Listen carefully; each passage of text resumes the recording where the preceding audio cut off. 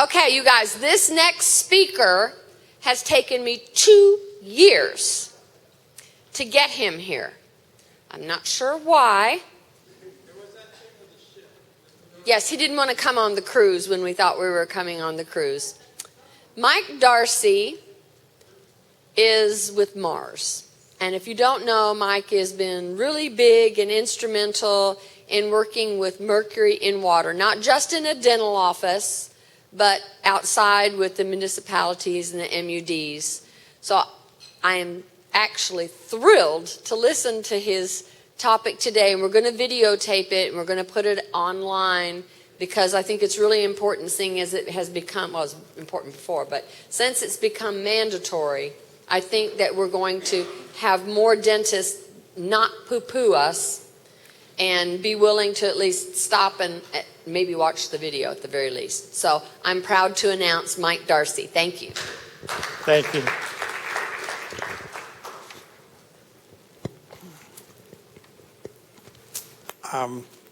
Mercury amalgam has been a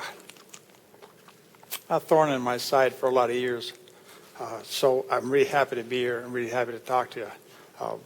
I think the first thing we need to say is speak up, apparently.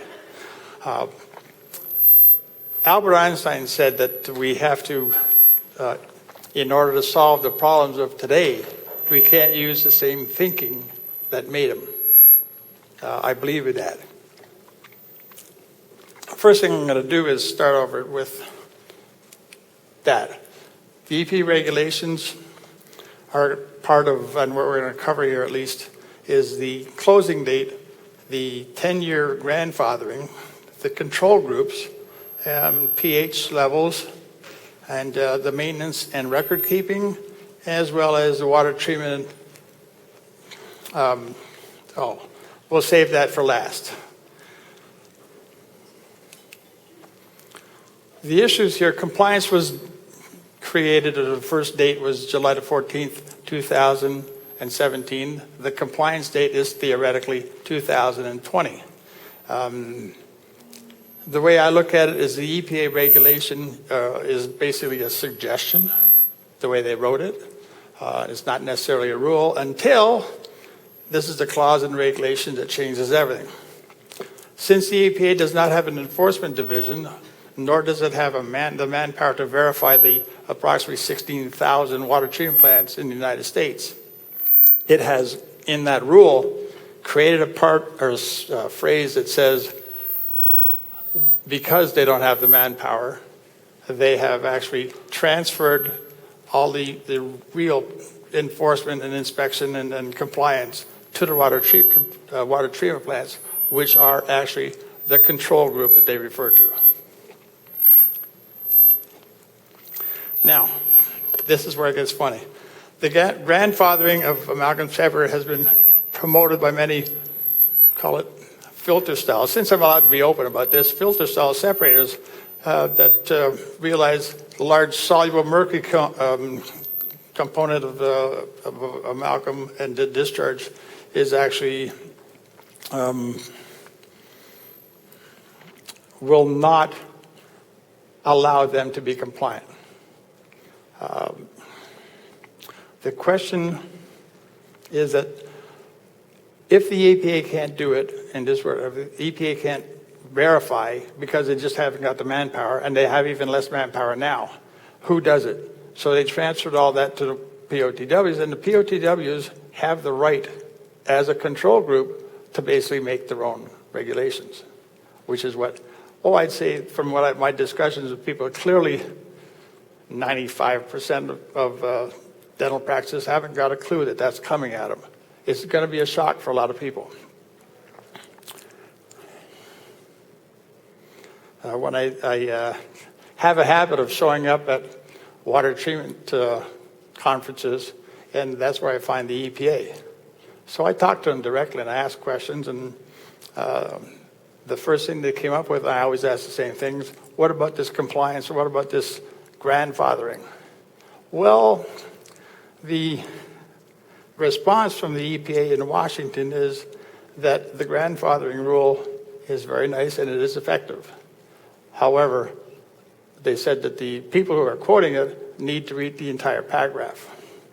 And when you read the entire paragraph, you get a heck of a lot of a different story. Because the first part is amalgam separators across the board can be compliant if they have an amalgam separator in the office prior to the regulation, which was July 14th.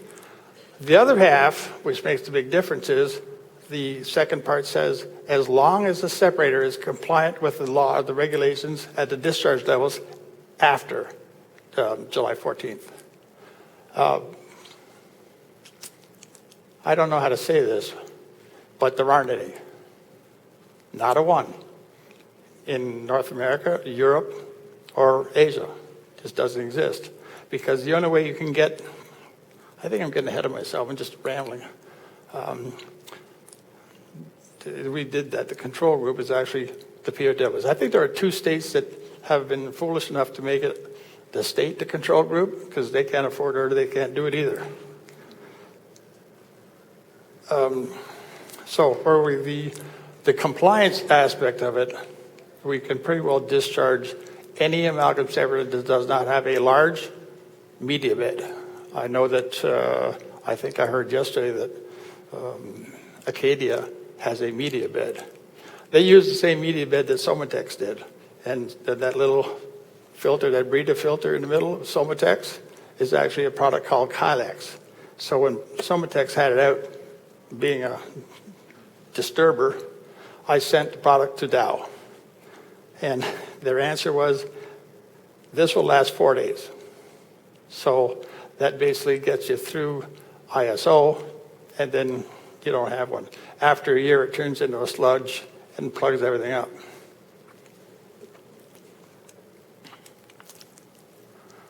Best management, and I'm doing you a favor by highlighting the regulation, because I could give you each a 94-page book and you could read it through yourself, but there are certain points that are very, very important. Best management practice is on page 29, and it ensures efficiency of amalgam separator by prohibiting certain oxidizing line cleaners, including, but not limited to, this is a quote, bleach, chlorine, iodine, peroxide, that all have pH levels higher than 6 and lower than 8 are acceptable. The variation in this section could cause a different classification. The EPA did not actually give you a classification, just dental basically polluters, because they're looking at the media. The classifications in the EPA have several different classifications. They have allowed the dental to just be a kind of a neutral classification. However, there are certain things that tick the water treatment plants off, and that is the classification can change if you repeatedly do something wrong. Like, for instance, if your water treatment plant or your water discharge water is got too much mercury in it, that'll change it. If you're using, in this case, a line cleaner whose pH is below 8 and over 6, you're good. You move out of that range, and you have the potential of the water treatment plant coming in and saying, you're no longer compliant. Therefore, we will change your classification. Changing the classification with the water treatment plant means that they become your best friend. They will be in your office, they will be checking, and God help you all if you do it too many times and you've got a line cleaner that is, say, a 10. And if you do that, they'll tell you to stop it. They won't say, please finish it off and then buy the good one. They will simply stop it right then and there. It's not a question. Let's not make any mistakes. The POTWs do not need permission to come into your office. They do not need permission to inspect.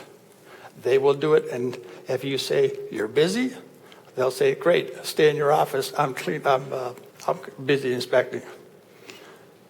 And then you go through a whole raft of pain in the neck things that you don't want to be involved in, like this.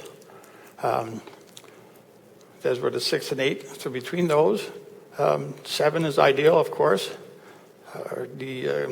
If you continue to lose oxidizing agents, well, then you talk directly to water treatment plants. And during the discussion, this is important because nobody believes it. This came straight from the mouth of Jen Pickrell from the U.S. EPA in Washington. And I quote, "Water treatment is a privilege and not a right. As such, it can be removed if abused. You do not want to lose your water treatment."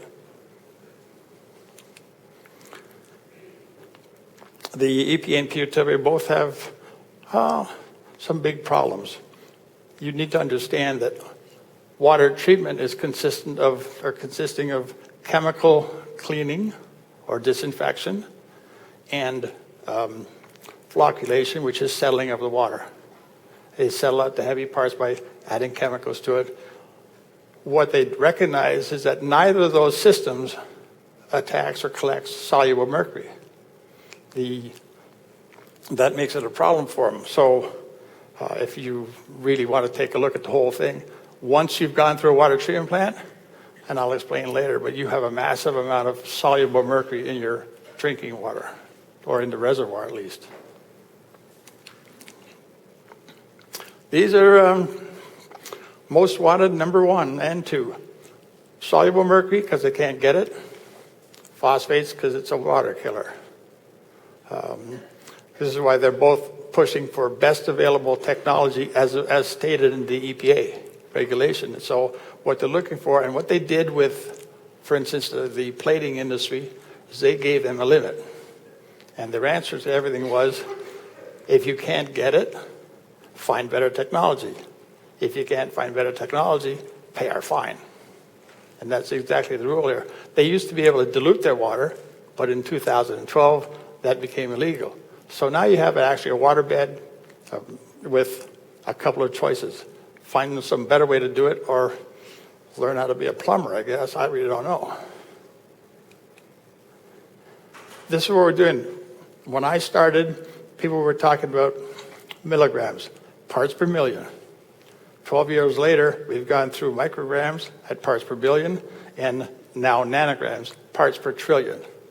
The reasoning for that is that same thing that I was just talking about. They need better technology. And now we've got methods of detecting down to 0.8, I believe, well, 0.08 nanograms per liter. So we're getting refined. As science improves, all the things we did wrong start to show up. And basically as humans, we're incumbent under, we're required simply by, moral values to improve it, change it, remove it. It's just there. These are the basics. And the basics, I'm saying, that ISO that everybody demands is becoming very quickly outdated. First of all, it was designed to pick up solid mercury. So they ran it through a screen, they ran it through water, and whatever was left was how much you discharged. You can't do that now. So, and apart from the fact that, for instance, there are treaties that don't allow you to transfer or to ship or receive or import mercury. Sweden is out because they, first of all, don't do it anymore, but they can't even do the testing because they can't import the mercury sample, which is made in Germany, to Sweden. It's illegal. There was a place in Michigan, I believe, NSF, that did ISO 11143 for years, and they're not allowed to import from Germany either, so they're out of the business, which leaves Germany expensive, but at the same time, their problem is that you cannot measure down far enough. They don't allow you to measure soluble mercury. Water treatment plants don't frankly care if you get all the mercury or the soluble, or not the solid mercury, because they can get that out. It really was the beginning of the end when this was done 12 years ago. So you're looking at a whole system where we're catching the wrong stuff. Water treatment plants could already get it. It's the other stuff. Now, EPA was kind enough when they put this regulation to actually they made me laugh. They felt that soluble mercury is one part of the discharge. So what else do? We tested it. Soluble mercury is between 40 and 70% of the dental discharge. And we can't get an ounce of it, not a bit. So where do we go from there? The assumptions at the beginning when ISO was created was wrong. It's not filtered down to until you don't have you have all the solids, because you've already got soluble mercury in problem. Certifying separators does not reflect what is actually happening in a dental office. The mercury can exist, and this was actually blew my brains out at one point, because mercury can exist in 3 physical states in the same container. It is soluble. We did that in Michigan, not Michigan, Ohio.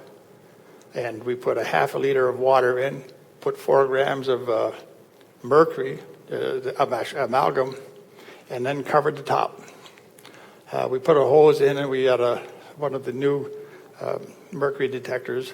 And after everything got, all the mercury wasn't dissolved, but after we started to measure it, we found that in the water, that 4 grams of mercury generated 10 million nanograms a liter of soluble mercury.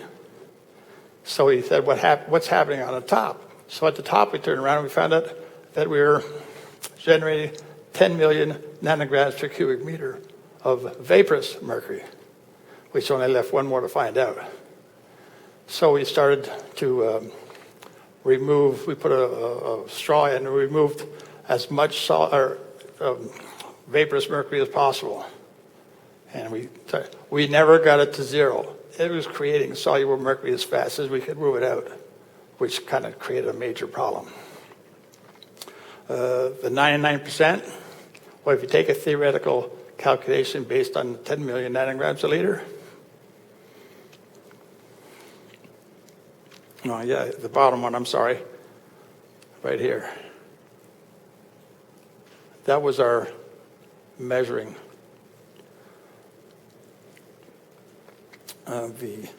anyways, we got all that. So what do we do now that we've got this container with mercury in it, that is in vaporous form, that is in soluble mercury form, and so we're still dealing with a government policy that, first of all, doesn't actually believe in soluble mercury, but they're starting to listen, thankfully.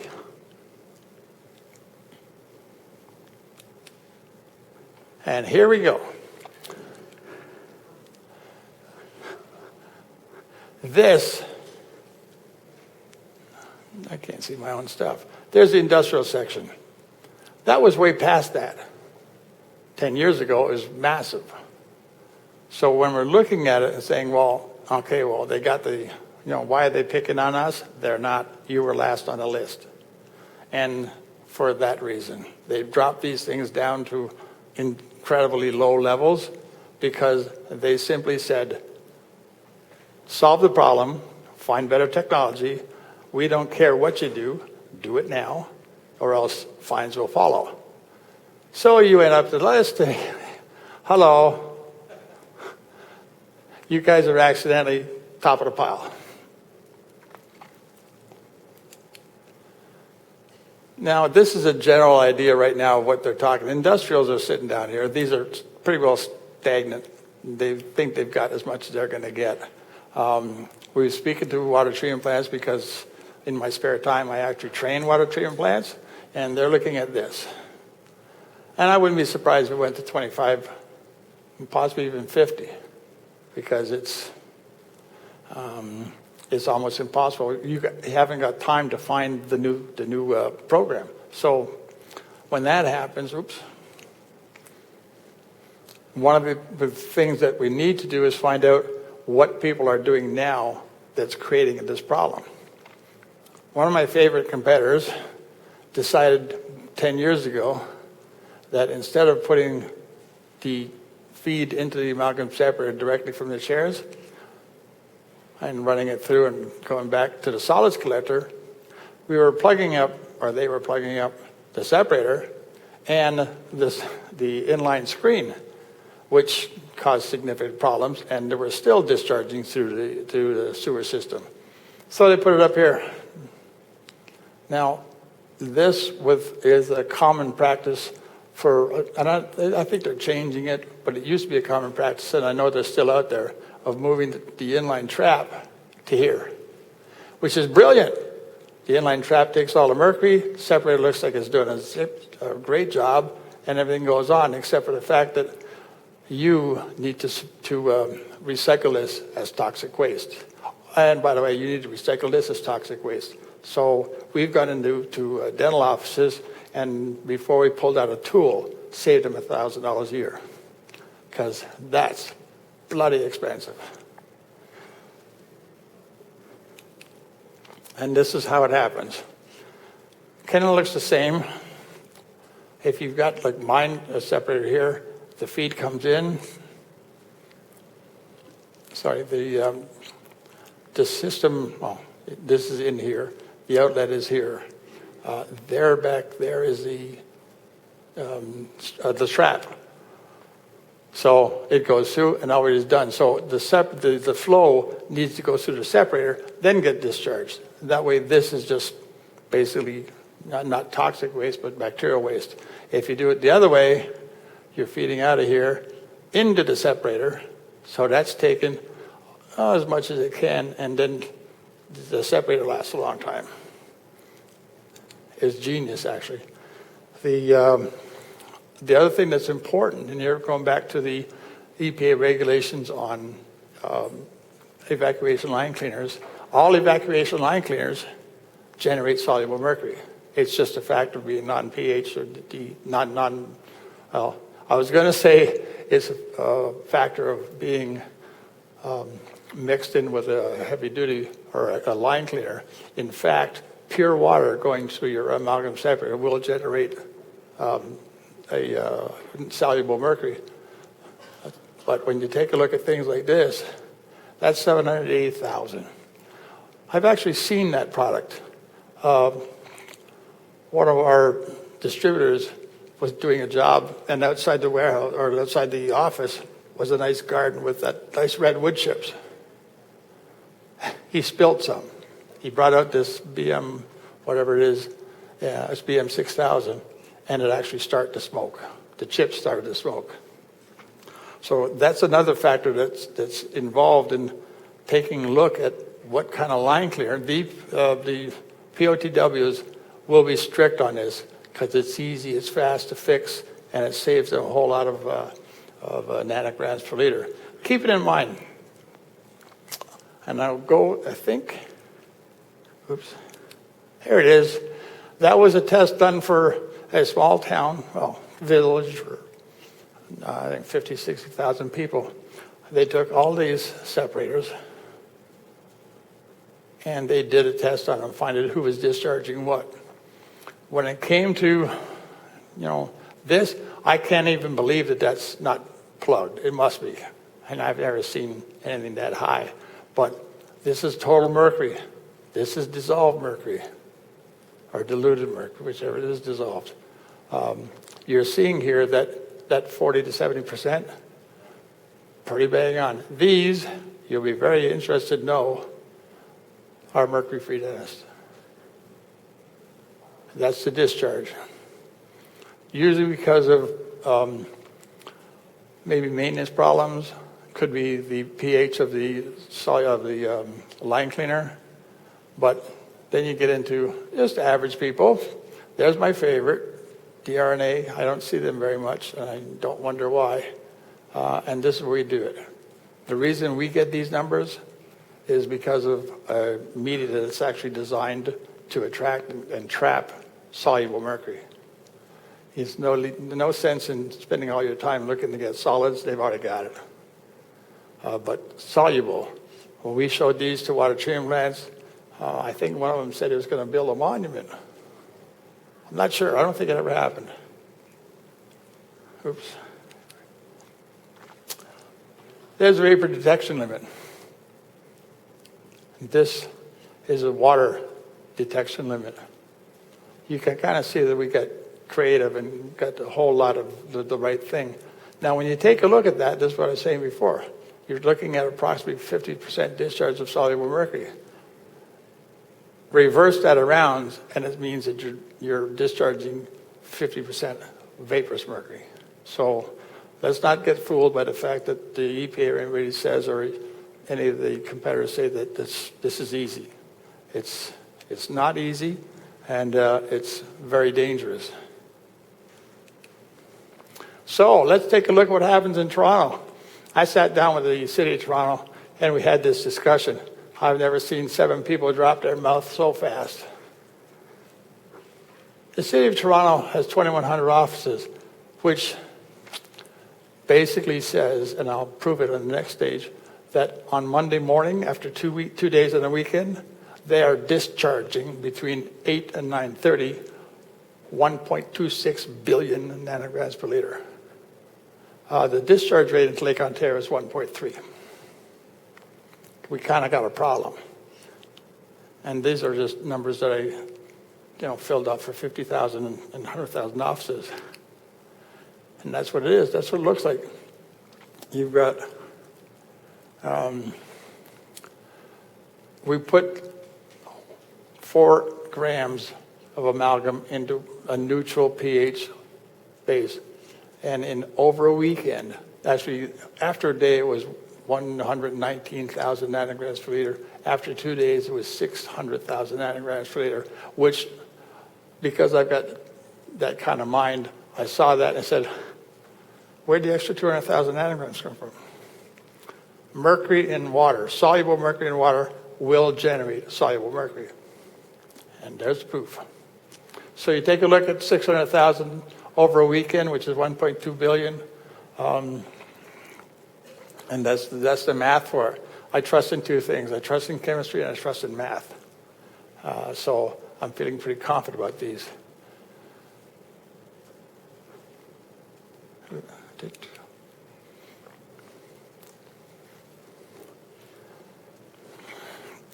Things that you can do for yourself. Amalgam separators are kind of wishy-washy sometimes, and they need attention, because if you don't get attention in a few slides, I'll show you what happens. So you're a dental office, you have staff. It's always a good idea to just, you're walking past the utility room about, I don't know, you guys 10,000 times a day. Open the door.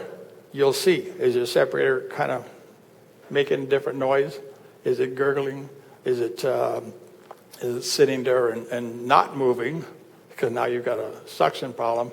If your suction is low in the office, in your operatory, walk into the utility room and take a look at that, the solids collector, the inline screen, and see if there's anything in it. Often I get calls and it's simply empty your screen and all of a sudden everything's back to normal. But it needs to be a conscious decision to take a look at what's there. It'll save you a service call from Patterson or Sign, or, I don't know, a new car. They can be kind of expensive. So try not to do that. Save you some money, save you some time, because if it goes too long, this is what happens. This is one of our Arcadias, and we only actually basically photograph things that we have in our office because we've taken it out of somebody else's. You see that's just another, that's a trap that they have. This is where the problem runs into, sludge in the upper chamber. This means, if you're looking at something like this, that nothing's getting down here. This is a collection point, so where is it going? Basically out to sewer. Same thing here. That's the collection max full zone. We're just off a little bit. I think about 2 years worth. Oh, sorry, changed for 2 years. This is my favorite. The number of times I've asked people which one works is incredible. I usually ask them all the time, how can I save you the trouble? And they look at this and say, well, there's no sludge down here. That's fine. No, sludge is all here, because inside the joint point here, there is a 3/4 inch hole. That's where the manufacturer is expecting all the sludge to go through that, size of your thumb. So when a piece of prophy paste comes down here, or some sludge, it collects on this, blocks this. This no longer collects anything, and this goes straight to sewer. This one is, there's no question, everybody gets this one right. Considering it's dark all the way from the top to the bottom, that one was, they say, I don't know how many years it is, but I've seen offices like this. The very close next step of this problem is you blow your pump. It's like putting your hand over a vacuum cleaner. It'll take you about 3 minutes to have you break it. This is the one that everybody kind of wonders about. They see this, yeah, I think it's open, but it's not like this one. This has got stuff. But it is clogged because the media comes from here, comes through the tube, hits this, and makes a wall. And that's why this is like this.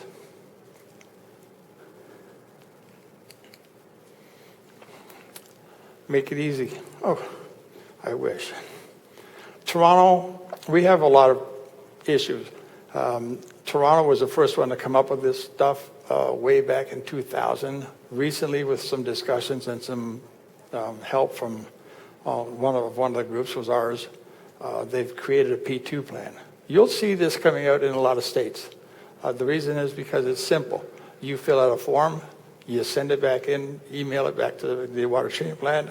They now have everything they need, and they also can verify it, because if you go too long, the problems with going too long before you change it, before you service it, are one, you're putting your pump in danger, and two, you're no longer compliant, which is, again, I'll emphasize, not where you want to be. We've trained people across North America to show them how to simplify a program that doesn't cost you hours a week to play with. It costs you hours a year. As long as it's answered properly, everything's good. The certificate of compliance, we're trying to convince everybody to create a certificate of compliance, because that makes it easier for the inspector. Inspectors in Toronto that inspect our stuff walk in, look at the piece of paper and say, thank you. Next. In the long run, this is all the same.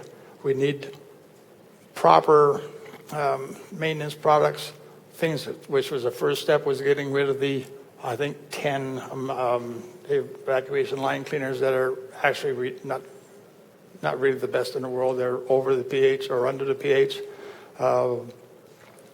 There are line cleaners in the market today that are actually have the same pH as battery acid. Some of them have phosphoric acid as a base. Well, if you know phosphoric acid and you remember your college chemistry, phosphoric acid landing on your skin won't even hurt you until it hits the bone, because it's a calcium killer. It eats calcium. When it hits the bone, you'll know about it. Water treatment plant, we go there for two reasons. We want the water treatment plant to tell us what they need. We've been doing that for several years. Ask them, tell me what you want. I'll tell the dentist. Simple. And they have told us a few things. Like, we definitely do not want any products that are have phosphoric acid. So phosphates are out.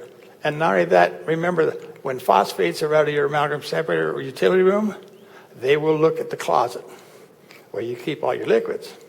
And you don't want to find phosphates there either. Even if you use them to clean your chairs or your floors, they're out. Unconditional. My favorite rules. 4 rules of amalgam separation. Most amalgam separators are designed with an overflow system of some sort, internal, external, that enables continuous suction even when the separator is full or plugged. Do not make a mistake just because you got suction, you are not actually environmental. that's still going to give you trouble with the plants because the water plants now know what to look for. So, as it says here, improper maintenance of the amalgam separator can easily create an environment that could eventually damage the practices pump. I've seen it. It's true. I had a lady, dentist in Ottawa, Canada, that her technician kept saying the separator was good. It was an HC5. He says, and he was in that category where the bottom was clear. She was plugged. After one pump, suction pump, she continued on going. He kept saying it was good. The second pump is when they called us.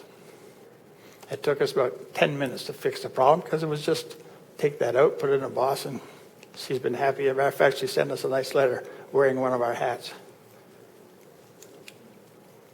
Second rule, just because the suction works does not mean the separator is working properly. Every separator manufacturer has a service schedule. I would conservatively say that 75% of the technicians don't follow it, or they either don't have it as their product, or they never studied how to do it. For instance, our separator, you need to study this. We train every technician on how to do it. I've had so many other people come back to me and say, well, what are we going to do with this? You know, we put instructions in every box, try following them.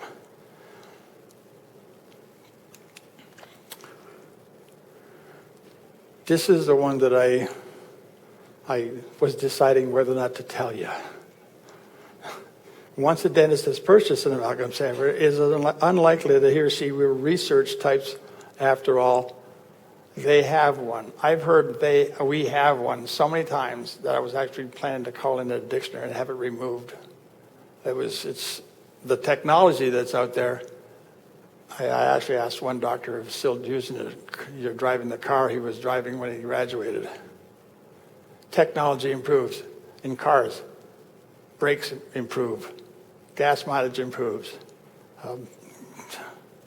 You got lights or rear view mirrors, side mirrors, new carburetor, new fuel injection, all kinds of things. So why would somebody think that, oh, it's an amalgam separator? It's the same that was built in 2001. It isn't. There have been drastic improvements in technology. And with the drastic improvements in technology, it becomes more fuel efficient. So our collection is more efficient. Actually, I like the look of ours, to tell you the truth. But there are a lot of things that change. Before us, there was not any amalgam separator that had a soluble mercury collection. I did that in 2012 because I basically looked at coal-fired plants for removal, and they worked, so I figured it would work here. History has proven me correct, actually, for a change.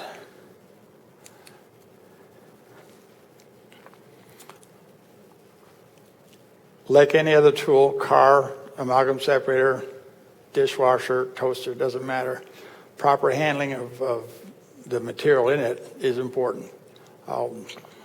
You need to inform yourself about the range of products and found in your office that is unacceptable to the water treatment plant.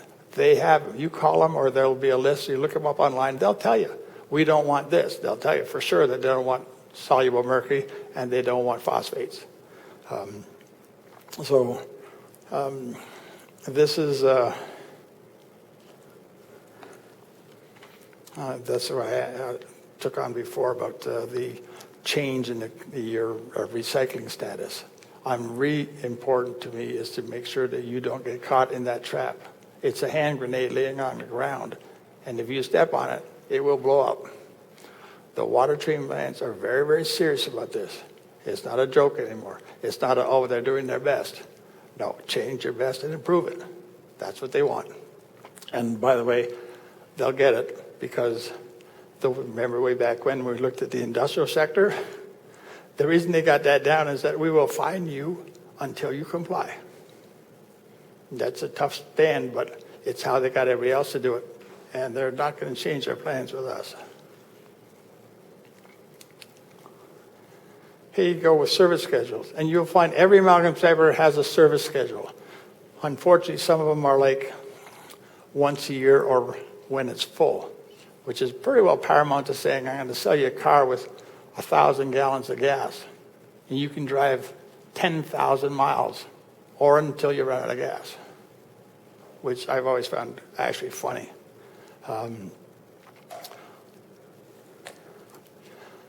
If you're doing maintenance on your office separator and you're looking at one chair, that's pretty simple. You take that.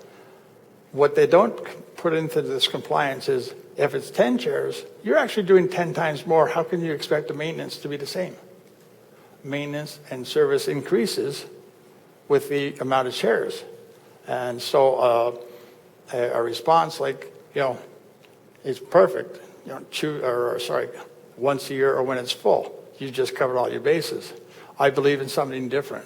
I believe that if you're spending $1,000 on an amalgam separator, you want to know when it's over, and you want to guarantee, which, by the way, is exactly what I did. I talked to Dennis before this was started, and I said, what basically is pissing you off? And it was in the ADA peer reviews in 2007 or 2008 that the number one problem with amalgam separators is the technician told me it's going to last a year, and I've replaced 3. That's because you don't have one chair, you had 8 chairs. So there's more maintenance. That little can fills up with anything that's heavier than water. So if anybody's fool enough to think that 1 chair and 10 chairs will generate the same amount of sludge, well, we got a problem. And that's where all the maintenance part comes from. And I've got to say the last one because I was questioning whether or not I would possibly do it. Dentists trust their reps. You do. And you do it for good reason. Techs tell them that when to do service. But if your service is done properly and according to your tech, you're fine. But what happens when a tech misses something? Now it's your problem, and a problem created by the tech that you actually trusted to tell you the truth. He may not know any better. I'm not saying he's lying, but I'm saying that fits into what he's being told by his manufacturer, which is why we guarantee ours unconditionally. If you have a separator that fills up before it's supposed to, I will personally send you one free. It's the best way of finding out if the dentist. I don't want to take the responsibility away from dentists because all in all, at the end of the day, you are personally responsible for what's happening in your office. So we just try to make sure you basically don't shoot yourself in the foot. This is where we started before. This is the theoretical creation if you're looking at the complete saturation of mercury in water. 99% is 10 billion nanograms per liter. So let's make it smaller. 99.9 is 1 billion. 99.99 is 100 million nanograms per liter. There's no way on earth that is acceptable to the EPA or to the water treatment plants. There. So far, the Clean Water Act stated for amalgam separators and amalgam discharge into waterways, if it's the Great Lakes area, it's 1.3. If it's standard continental United States, it's 12. That ain't going to make it.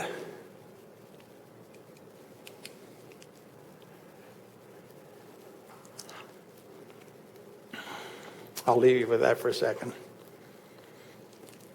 And it's this number here, right there. City of Toronto took their 2,100 dentists and sent them out a survey, and they wanted the answers back. And the question was, how many dentists or dental practices have their amalgam separator behind the line, the vacuum trap or the inline cleaner? That was the answer. Which means, one, it's going through or it's in front of the separator, so the separator is doing well, as we said before. But the fact of the matter is, the answer to the number of filters that are getting clogged up, and you can clog the vacuum trap a heck of a lot faster than you could clog a separator. Even the worst separator will take longer than the vacuum trap. So you end up in a situation where you have a potential disaster sitting here, and your separator is going to look great. Your pump's going to die, and at anywhere from $8,000 to $20,000 each. It's not something you were looking for. Here it is again. The reason it's there again is funny. I was told by my office manager, Kim, that you put it in twice. I said, yeah, it's that important. These numbers will tell you what you need to do. If you can do this, I don't care. It's not my job, even that. But remember that this is mercury-free. And if you continue doing it, just remember to change your filters. And actually, I've seen this puppy here with filters that, because they're like 6, 7 chairs, I've got a 13 or 12 chair practice in Nebraska who changes that filter every 3 weeks. By the way, at $330 a pop. Doing maintenance shouldn't break the bank. And a lot of the people sit back and say, well, it's only $880. Now you can add $1,200 for the filters. But that's not told to you, unfortunately.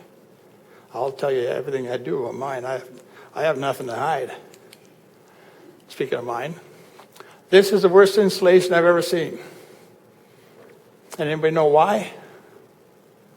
I didn't think so. This is a 6-inch pipe. This is a 2-inch pipe. It goes down here into our separator properly and discharges out and goes back along these pipes somewhere else. And the other one comes from here and goes in, and it's like, really? Somehow, some genius decided that mercury amalgam can jump 3 inches to the hose above it and slide down. What actually happens is it has to wait until all of this is filled, so it creates a slide. And it slides up and goes out. In the meantime, I don't even have to know. I went out there and I advised the technician to rip it out right away. So what I'm saying is that people make mistakes. That's understandable. Doing it twice, that's incomprehensible. I don't think it was maintained properly. If it was,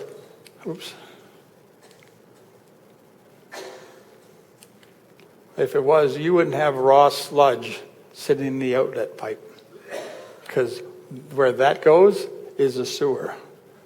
Is not going to make its compliance. That I can guarantee you. And it's a silly mistake, but they're done. This system was outlet discharge was way too much. It was obviously, when it got to the system, was plugged. So it just doesn't have a choice. The other thing I like is physics, by the way. It doesn't have a choice. It has to go there. This is my favorite. This is made in, not Oklahoma, up north, in the northwest anyways, either way, Seattle area. This is what it looks like close to when it's installed. This one is already plugged up, but this is what happens if you ignore it for a long time. That's, by the way, the fill line. That's, by the way, the area that's full. Not going to do much for you, other than, again, the recipient of all this nonsense is your pump, which means you'll end up in a lot of trouble. I just don't want to I want to make sure that you don't you don't need to buy pumps. Vacuum pumps should be, call it 12 years, not 2.5 years. It's just nasty. This is another one. It's good. This is actually a good pump, a good separator. This is all All three of these are maintenance issues. It's not because of that machine, because I know that machine intimately, and it's a good machine. But when you see that at discharge, it hasn't been cleaned. It's not using line cleaner. It's been plugged here, and it's just letting it build up. These are negligence items. It should never have happened. And in most cases, it doesn't. This is caused by technicians saying it's okay. I don't know why, but they do.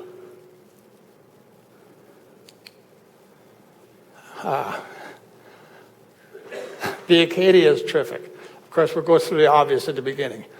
This is plugged. This requires disposal and toxic disposal. This was my favorite as well. Somehow they created so much pressure that they separated these two parts of pipe.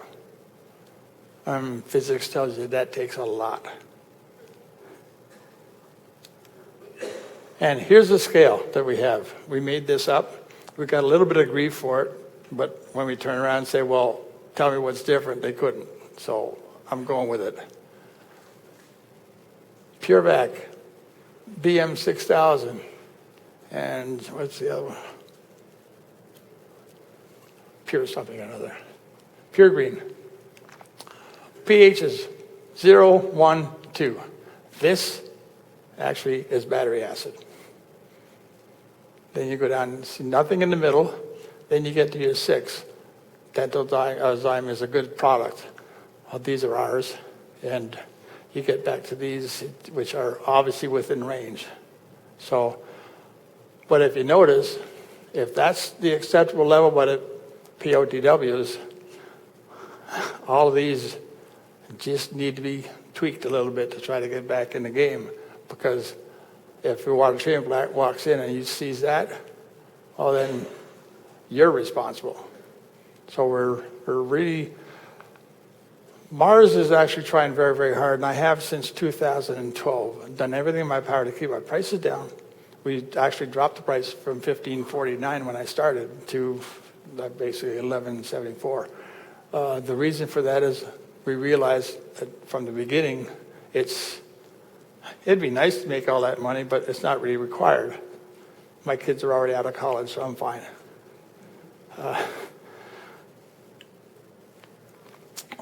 When you're looking at amalgam separators, there's certain things you want to make sure you have. You want to have a product that is obviously serviceable. You want to have line cleaners that are within the range, the 6 to 8 range.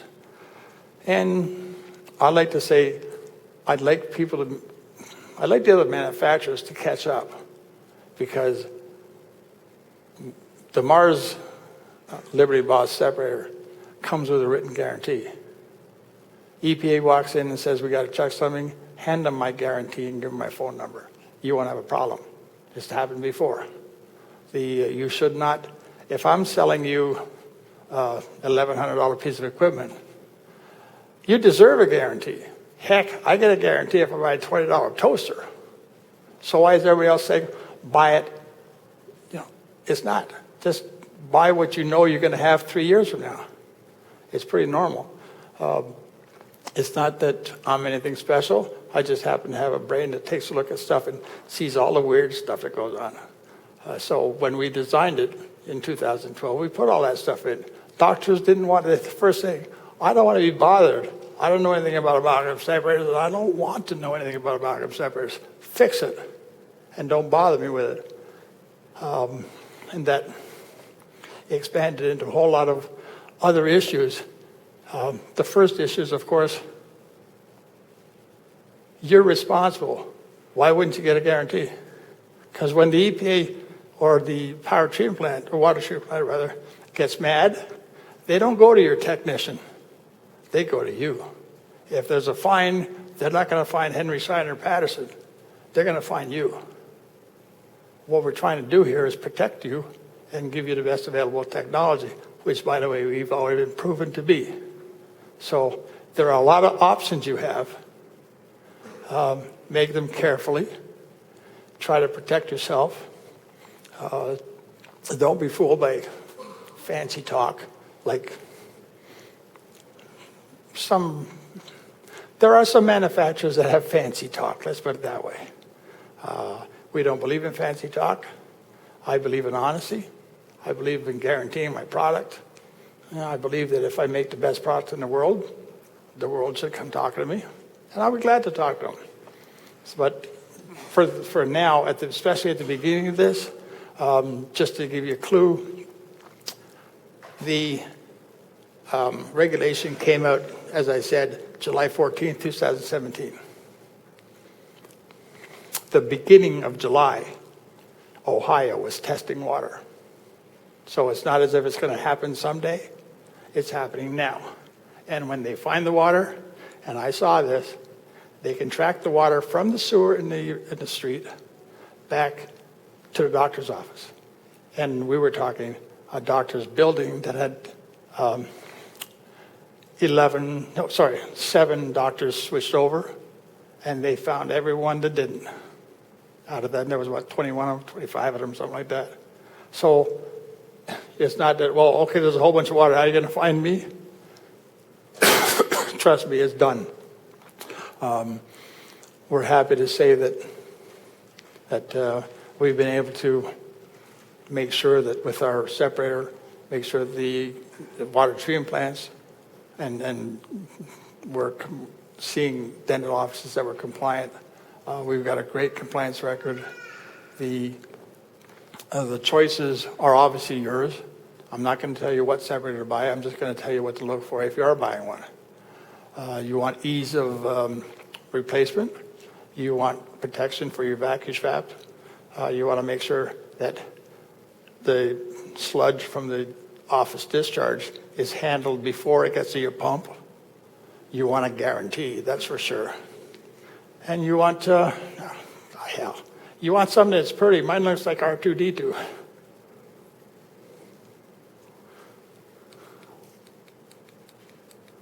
Ta-da! So when you're out there, be careful. If you have questions, there are people that can answer them. If you have charts, and we've already got that New York State, people were getting inspected. So they sent me the data sheet, and we filled it out for them so that they could actually answer the right questions. Water treatment plants do not have a problem calling me.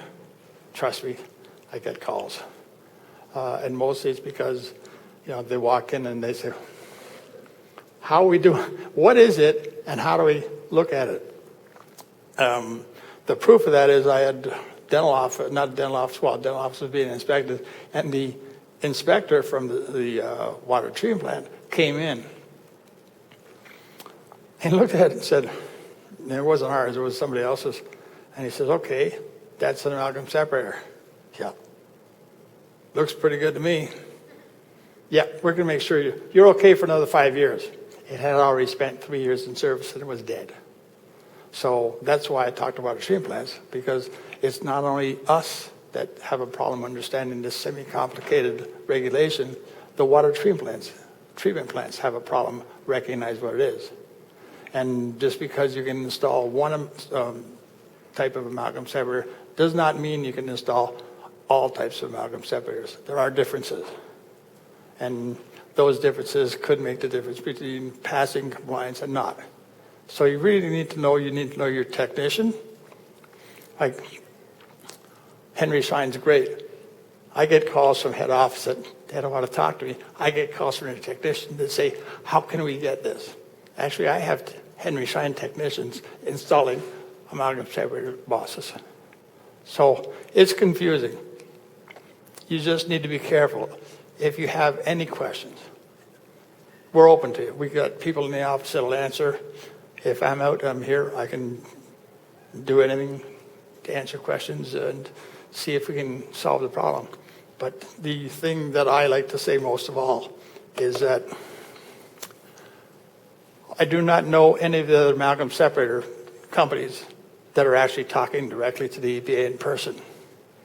Of that, I'm pretty proud, because when I say this is happening, this is not me. This is coming from the U.S. EPA.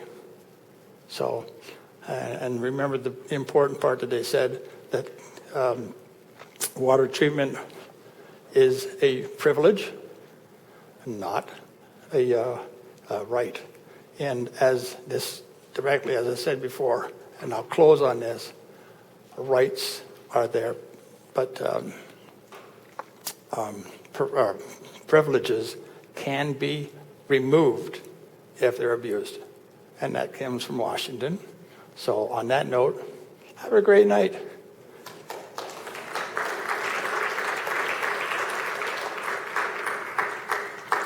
Any questions? Yes. How many shares will that handle?